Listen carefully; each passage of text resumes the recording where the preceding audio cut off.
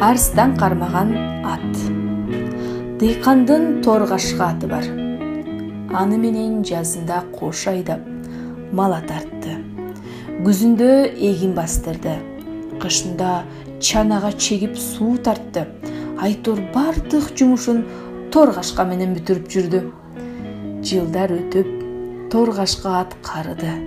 Баягыдай ишке жарабай калды. Ээси кайда барсаң анда бар деп тоого айдап салды. Торгашка эптеп өз күнүн өткөрүп жүрдү. Күндөрдүн биринде ага түлкү жолугуп сурады.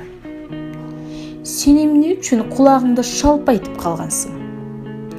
Түрүң начар, бир кырсыкка учурагансың го. Түлкүм, туура айтасың. Ак ниеттик менен сараңдык бир жашабайт турбайбы? Эми канчалык ак эмгек кылсам да акыры аяган жок. Минтип кууп салды, деди торгашка капаланып. Эми эмне кылайын деп ойлойсуң? Жан багуунун аргасын табышың керек.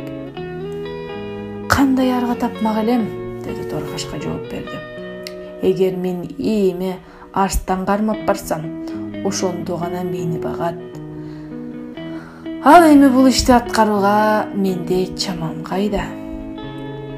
Аттын сөзүн уккандан кийин түлкү мындай деди. Эгер менин тилимди алсаң, сага бир жардам берейин. Куп болот, жакшы кеңешиң болсо угайын, деди ат. Анда мындай кыл. 4 бутуңду 4 жака керип, өлгөн эмелей суналып чат. Андан кийинкисин дагы көрөсүң, деди түлкү. Торгашка эмнеси болсо да тойке салып түлкүнүн айтканын жасады. Ушул учурда түлкү жакын жердеги үңкүрдөгү карыган арстанга барып жетти да. Арстан, барсыңбы? Курсагың ачкандыр, мени ээрчи, кардыңды бир тойдурайын, деп кыйкырды. Арстан көзүн ачып жумуп, оозун ачып эстеп, үңкүрдөн чыгып, түлкүнүн артынан ээрчиди. Экөө өлгөн аттын жанына келишти. Атты көрүп арстан качырып сала бергенде түлкү аны токтотту. Сабыр кылыңыз. Өлгөн эме тура качпайт. Өз даражаңызды сыйлаңыз. Бул жерде сөөк кемирип отурганыңыз болбостур. Алып барып үйүңүздө жеңиз. Муну кантип үйгө жеткирмек элем, деп күрүлдөдү арстан.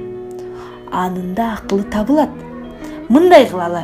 Мен атты сиздин куйругуңузга байлап берем. Анан сүйрөп барып, өз оюңузча жей бересиз, деди түлкү. Арстан бул акылга макул болду. Анан арстанды тескери карап тургузуп, аттын куйругу менен анын 2 бутун бекем байлады. Арстан муну сезген жок. Мындан кийин түлкү: "Кана торгашка, акылың болсо арманда калба", деп жоңго бир чапты. Торгашка ордунан тура арстанды сүйрөп жөнөдү. Арстан өкүрүп бакырганын айтпай эле коеюн, тимеле аскалар урап, деңиздер толкуп, дайралар тескери акты. Кырдан кыр ашырып, белден бел ашырып сүйрөп, арстанды дыйкандын үйүнө алып келди. Дыйкан арстанды союп, терисин алды. Торгашка болсо жем-чөпкө тунуп, өмүр өткөнчө дыйкандын үйүндө калды.